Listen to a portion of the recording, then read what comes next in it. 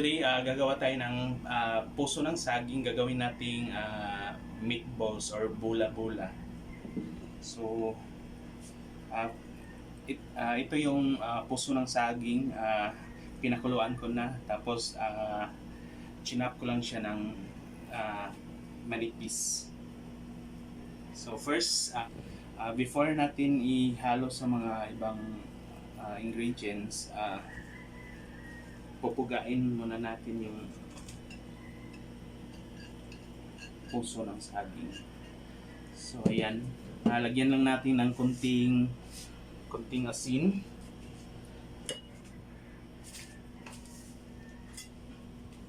Konting asin lang.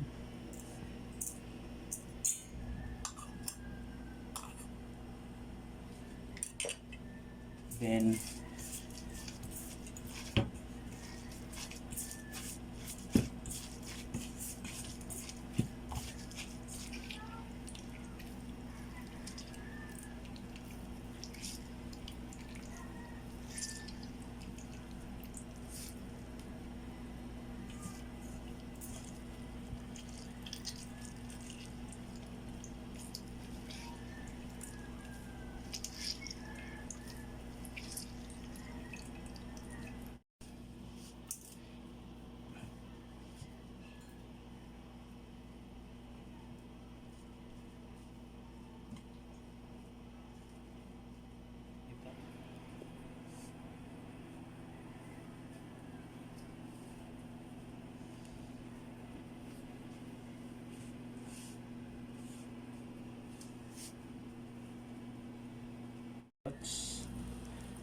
kasing nipis din niya. Then garlic, mix lang natin.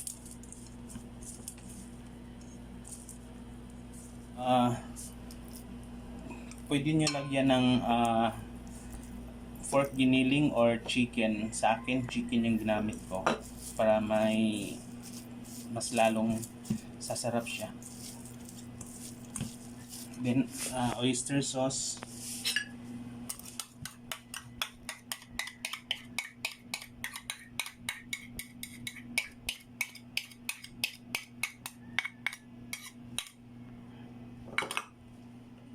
Pepper at saka Ajinomoto at saka ginisa mix.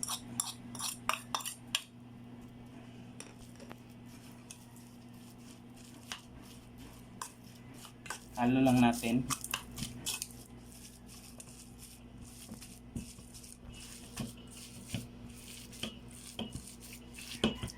Yun, huwag kalimutan yung itlog.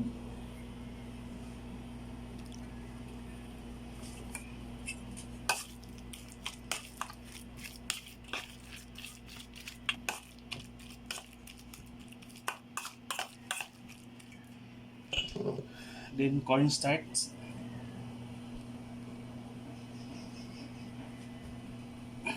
Mga 2 tablespoon.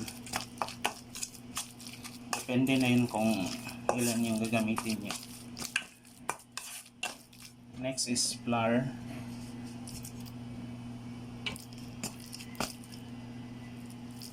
Depende rin sa inyo kung gaano karami yung gagamitin niyo. Mantika para hindi siya didikit sa kamay pag